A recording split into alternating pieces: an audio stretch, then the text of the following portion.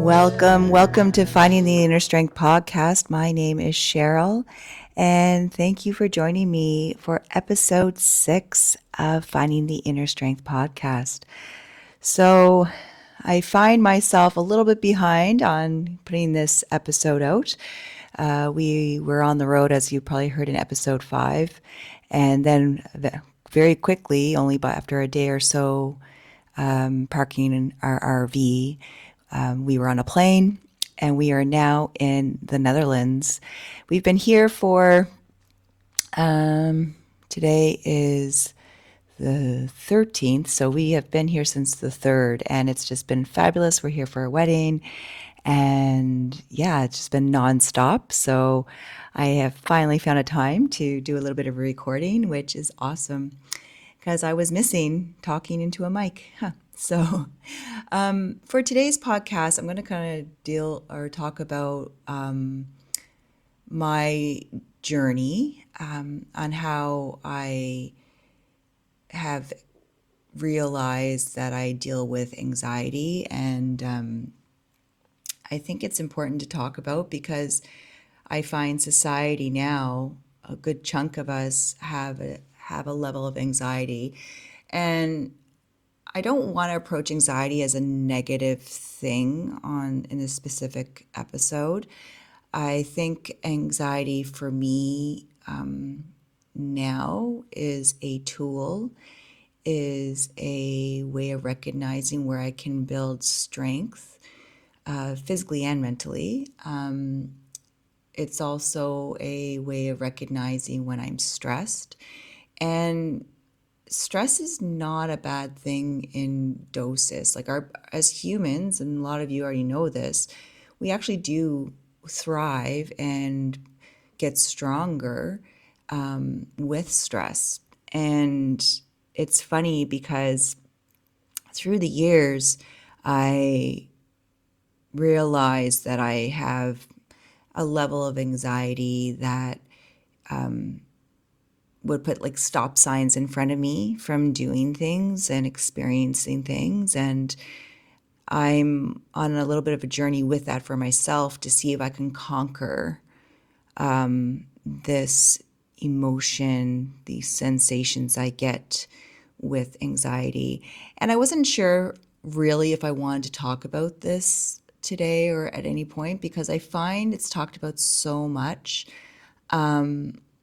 that sometimes people it's almost like that word isn't heard anymore. It doesn't have a real meaning because it just seems like things are labeled all the time. So I want to approach anxiety as a partner, as a helper, as a friend. And the reason I want to approach it like that, I don't want to look at it as a negative thing. Because I find a lot of us do that, and we allow our anxieties or anxiety to stop us from enjoying life or experiencing things. And I'm sure a lot of you have seen that movie Inside Out 2. And if you haven't, man, go watch it. I love cartoons anyways, but the way they depict emotions in a preteen, teen, and number 2, Inside Out itself was a great movie. I'm not promoting it. I just think if you want to have a connection on how we feel and how these emotions work in our head, it's a great, great way of experiencing it. So anyways, with anxiety for me, I actually don't think I started experiencing this particular friend. I would say more teens, and because I really know that one of my, signs of anxiety kind of coming out and giving me some information is I'll get my gut feels kind of off and not nauseous, just okay, I need to go to the bathroom kind of thing. But I've always had that. Like when I was younger, every time I knew there was a timing or I was waiting for someone to pick me up, if I was going to go to a party or something new, I would just get this feeling in my intestines. And also, I experienced the butterfly effect in the stomach area. It's quite annoying because it actually had grown to something bigger through the years. And the biggest one that I had, where the good old friend anxiety was trying to give me information, was when my kids were little, and we were visiting my grandparents in Florida, and we were getting ready to go catch our flight to leave and go back to Canada. And we were running a little bit late, and like I just was trying to be all calm because my grandparents were driving us to the airport, but I was getting like the anxiety was building. So it went from butterflies to gut, like feeling like I need to go to the bathroom, to full on. It's like my body started to shut down. So I guess it led to a panic attack. I was very quiet in the back of the seat or the back of the vehicle. So my grandparents had a van at that time. So Ken and I, my husband, and we were sitting in the back seat. The kids were in front of us. And I remember Grandpa looking at me in the rearview mirror and just noticing I wasn't doing well. But it got so bad that it's almost like my muscles tensed up and were locking in my hands and everything. And I was just so, like, I just couldn't convince myself or tell myself to stop. And it's funny because at the time, I was a little bit fearful too because I didn't realize it was a panic attack. Like I was like, well, that's what I'm labeling it. I've never been diagnosed with panic attacks or anything, but it makes sense with how everything was happening. So we get to the airport, go to check in, and our flight had been delayed or canceled. I can't remember which one. And all the sensations went away, just like that, just like with a snap of the finger. And I was like, a little bit of a awakening at that time was, oh, I had allowed a timing to control how I was feeling. And I'd always been a person who wanted to be punctual with timings. I wanted to be like, if the timing was 3 o'clock, I wanted to be there just be after 2:30. I didn't want to be late. Like I was brought up to be always on time. It's respectful. But then it's funny, like I didn't realize having that upbringing, not that it's a bad thing, it's not, but I put a lot of pressure on myself to to kind of go around my day with timings. And if I wasn't meeting those timings, I'd feel like I've let people down, but I was allowing it to not just affect my mind, but also my physical body. So fast forward to, I guess, later on, or not even like, I'll go backtrack a bit. Like I've always had a fear or an unwanting to call anywhere, even just to call and order a pizza. I was just so scared to call and talk to someone I didn't know. And it sounds kind of silly because the person can't see you, but I just didn't want to come across as not knowing what I was asking for, or yeah, I don't know how to explain it, but I would get the butterfly effect in my stomach, and I'll avoid calling places that I don't know or people I don't know who are answering the phone because I get that sensation. Having some hot water, it's absolutely delicious. So then, and I still have that feeling, but no, now within the last, I'd say 10, 15 years, I'll get to a point where I'm like, okay, this is being ridiculous. And I pick up the phone and do it, make the phone call, to an insurance company, make a phone call to order a pizza. Yeah, like I just do it eventually. So with that same sensation and feeling on my lovely friend anxiety, when I was going into a new restaurant, I didn't like going into new restaurants. I didn't like going into new stores because I actually don't know why. I always had those feelings, but I've learned also through the years there's a little bit of, I would say, stress induced things on both sides of my family.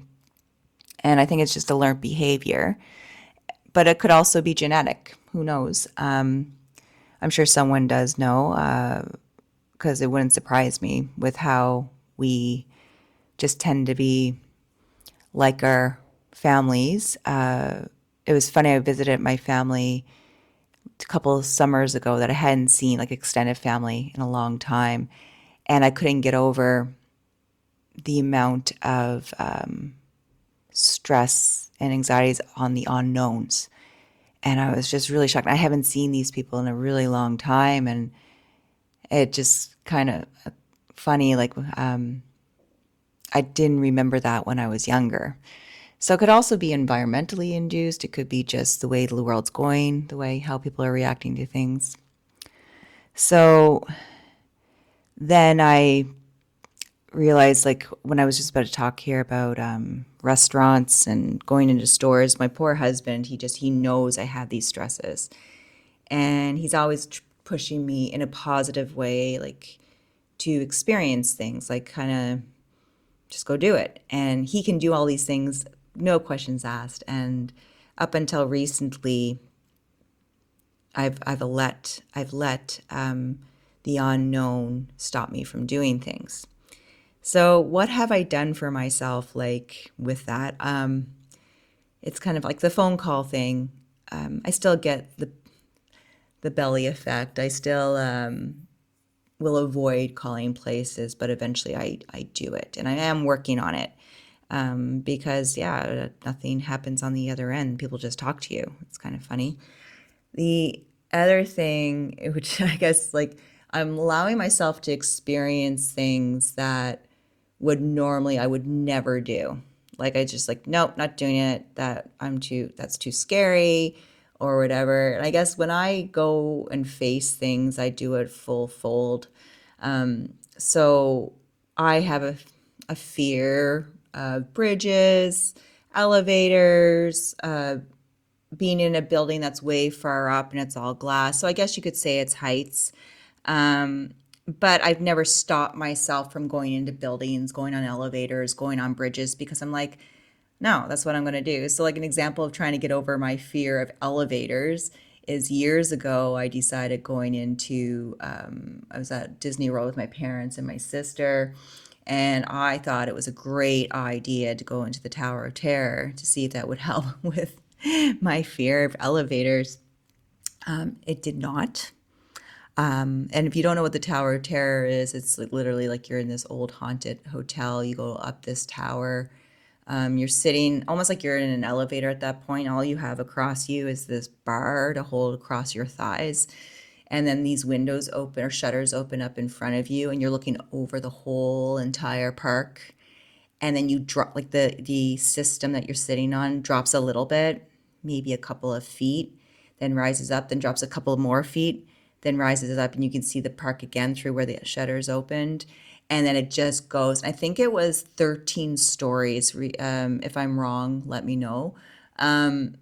Yeah, it dropped. And I remember walking off of it just shaking, like just completely like not happy with my decision. But it's funny, every time, I think we've gone to MGM after that probably 2 to 3 more times. And those 2 to 3 more times I went back, I got on that thing and I tried it. And each time it was even worse when I got off, like the shaking, feeling nauseous, just not happy with my decision of trying to work on a fear. So, because I think some of you can relate, or a lot of you can relate, that when you have a drop like that, that your stomach can go, and it's not fun. And so I just, yeah, and I don't know. I just had this fear of elevators just dropping and me plunging to my death, which I know is ridiculous, but that's what my fear is. And even like when I was younger, I think I was in grade 4 or 5. I went to British Columbia with my grandparents, and At that point, I would do anything. I was a little well, not a daredevil, but I was with my cousins and we were at a pool, and it's Olympic sized pool, and they had the diving boards up for Olympic diving. And there, I forget how it came up, but there was this thing like, oh, who will go to the top and jump off? So I was like, well, I'll do it. So I went all the way. I don't know if it was at the very top platform, but it was pretty far up. And I looked down. I'm like, well, I'm here.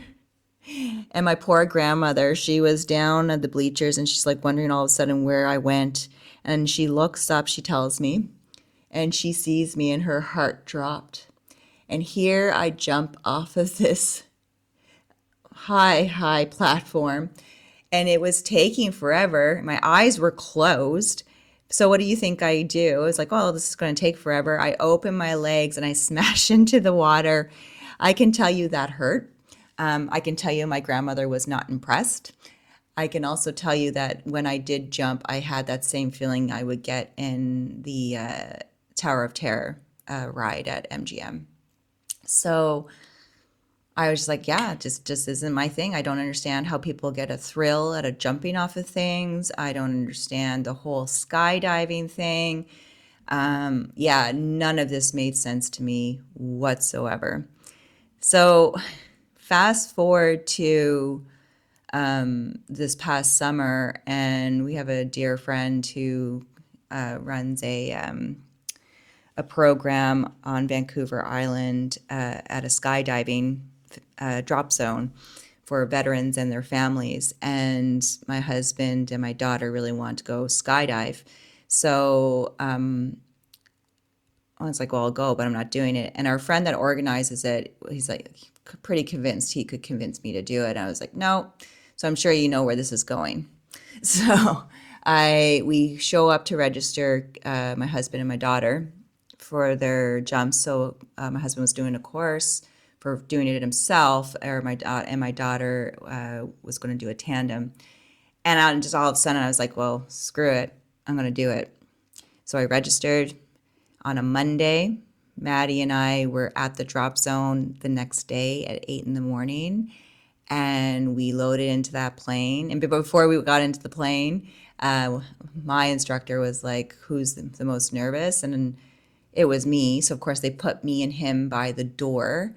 And I was good up on the way up. I was doing square breathing, so I was which is a 4-part breathing, where you inhale for 4, hold for 4, exhale for 4, hold for 4. And I did that almost all the way up. Was feeling pretty good until the pilot reached over and opened the door. And I guess I wish they took a shot of it, but I guess the look on my face went from this big smile to pure, like just nothing. But you can't turn back at that point, right? So yeah, I put my legs to the outside of the plane as I was instructed to do. And then my instructor, Daryl, went through the checks, did whatever, and then all of a sudden we're out of this plane.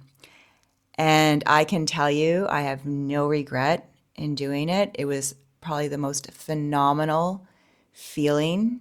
It does not feel like when you feel that drop in off a small diving board, or like that feeling like the pit, like that I felt at the Tower of Terror. It was just pure peacefulness. And there was no shaking when we landed.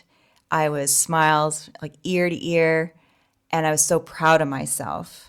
And the feeling was phenomenal. I also had someone attached to me because it was a tandem that was very qualified, and I had that that other layer of doubt of knowing for myself how to pull the parachute and stuff to release it. And I will actually probably do a tandem again, because it's just, there's no way of describing that feeling. And it's funny, like that point when the door opened, I just felt at first a little bit of like, oh poop. I was going to say the other word, but whatever. And I was like, I need to turn back. And I could feel a little bit of panic settling, coming in. But the moment we exited the plane, it was pure blissfulness. It was amazing. So I just didn't want I just wanted to experience it. And we had a friend that was traveling with us on that one, and he thought for sure that I'd be changing my mind, kind of like doubting it, and he couldn't get over the fact I registered, and it was just like, okay, just gonna do it. It's what it's gonna be. The other thing that I struggle with that can cause a little bit of stress for me, or like the anxiety, the unknown, and I know a lot of people can relate to this, is like, say, when you're in a bathing suit or your body image. And I'm not going to go dive deep into something like that, like as in like the whole culture on that. But I know it's something that causes me to be very uncomfortable, have anxiety. So, bathing suit around people. And so it was kind of funny. And I'll plug this in from this trip that we're on now. So a friend of mine that from here, um, when they were in Canada a few years ago, has it been a few years? She'll let me know. Anyways, I remember her saying that she doesn't understand saunas, in Canada, or spas, because people wear bathing suits. And I'm like, well, yeah, like that's what you do. And she's like, no, that's not what we do over at home. And so, anyways, and it was funny. Backtrack to, I know I'm a little bit sporadic today, but at this past summer, when we went skydiving on that trip, there was one little moment, timing, when we were going to find a really exciting, beautiful beach, and we ended up on a nudist beach, and I was like, someday I want to have the confidence to walk around nude. Like, I just want to do this, but I could feel anxiety coming, panic. Plus, we had our daughter with us, so I'm like, I'm not going to get naked in front of my daughter right now. But it was just her and me. Who cares? But there's a group of people, whatever. Even like my husband and his buddy, like his friend, was like, no, like, can't do this in front of Maddie, our daughter. So, anyways, so here we come to the Netherlands, and my friend that's here that we're visiting, and we were talking with the sauna, and I was like, I really want to go, and I want to try this. I want to face my fear of being completely nude in front of people. And I was waiting. I was like, but I also, this is the funny thing, I had told my husband, I'm like, I don't want to go with you. I want to go with my friend, because I knew, for me to get past this barrier of stress, I just didn't want him there. I wanted this to be my own thing. So, yeah, so we went the other day and show up at this sauna spa, and honestly, the most amazing feeling to be able to walk around and no judgment. Like, because I think we put a lot of the onus on ourselves, but also out in the West, we have this feeling that we have to shame ourselves of what's underneath our clothes. And this place, everything was fully exposed. Everyone was fully exposed, and it's the norm. And it kind of was funny, because when last summer we went to that nudist beach by accident.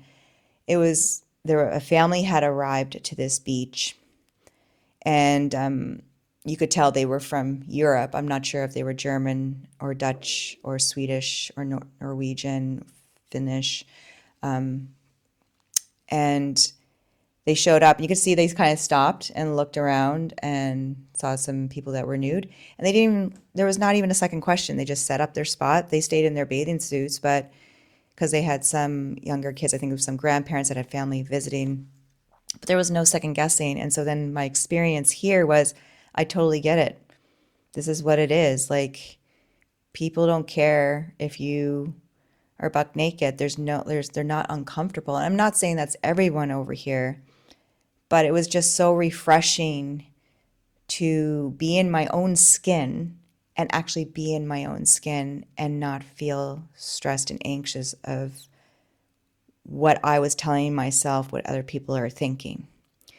And it was so freeing, so amazing. So of course, yesterday, both my husband and I went back so he could go, and it was a great experience again.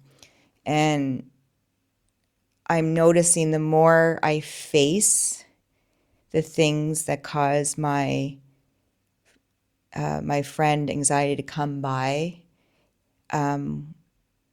it's not anxiety's fault that it's happening. Anxiety is coming by and saying, hey, this is going to come happen. Let's go have this experience. And then there's something else trying to talk me out of it and creating these triggers in my body and my mind. And it's funny, when I went to the sauna with my friend the first time, we had booked massages and before during our session there. My massage was before hers. So one, I don't speak Dutch. Two, I'm going to be done my massage before she is. And I'm either going to sit on a couch in a robe and wait for her because one, two stresses, language barrier, and I'm going to go somewhere nude that I've never done before. And what am I going to do? So I came out of my massage. I knew she was going to be gone for another 45 minutes. And I was like, screw it. I'm doing it. And I walked in. The funny thing was the map they give you, like a little card, all the words not only are in Dutch, but they're super small. So I couldn't even read anything. Even when I went back to my locker and tried to position my phone to do Google Translate, it was too small for it to even pick up. And you can't bring your cell phone around, of course. And I was like, that's it. I'm just going to go do it. And I walked in and I just started going from a pool to a sauna. And when my friend came in, she was just so proud of me. She's like, I can't believe you did it. 'Cause she knew how stressed I was about it. But it's just so liberating to do things that take those sensations away, because it's proving it's the physical response, also the mental response to self-doubt. And the amount of us that do that now to ourselves, like I look at our culture, especially in the West. I know it probably happens over, I'm in Europe right now, so it probably happens here.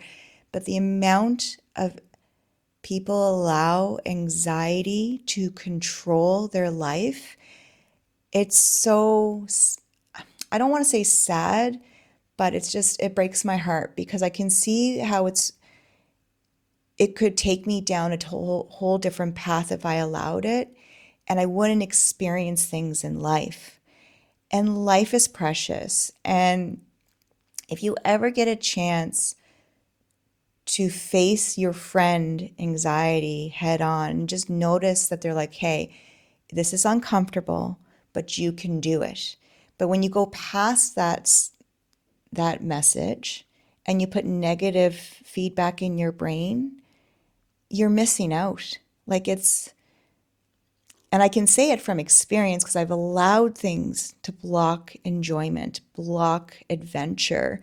And some of you that listen to this probably think, well, you're adventurous. You live in a fifth wheel, you travel around. But the reason I love doing that is it's taking me out of my comfort zone and making me go to new places, meeting new people, and just finding joy in all these new things. And because before, I wouldn't do that, because I would have that little voice in my head and fear, like, I can't talk to them, or they don't know me. Are they judging my body? Am I on time? Am I representing myself okay? Like, my brain is 24/7, or was, I think it's getting better, on full throttle negative talk. And I discovered this last year when I started seeing my therapist. And I'm like, this is just not, I'm going to go crazy. Like, I just feel like I'm going crazy. And I just realized how I had allowed this voice in my head who at first was a friend, but I allowed it to create bad experiences. And then even more negative self-talk, I stopped myself from doing things, from a simple phone call to jumping out of an airplane. So I want that to sit with you. If you feel like you suffer from, and I'll say suffer from, anxiety, start looking at it at a different way. Anxiety is making you feel uncomfortable. Can you take that step past the discomfort and experience something new and take enjoyment out of it, and see where it takes you? Maybe the experience wasn't fun, but at least you tried and you conquered. Or Did you try something and realize, man, I was missing something and this was great? Did you get to meet new people, new friends, learn a new dialect, feel comfortable in your own skin? Like it's such a liberating feeling. And I am so thankful that I'm on this journey to discover myself again and allow some roadblocks, I'm saying some because I'm not there yet for all, but roadblocks to be pushed out of the way. Allow my friend anxiety to let me know, yes, you feel uncomfortable, but it's okay. Let's get past it. Thank you so much for listening. I really enjoy it. I enjoy doing this. Have a fantastic day, a fantastic week, a fantastic month, and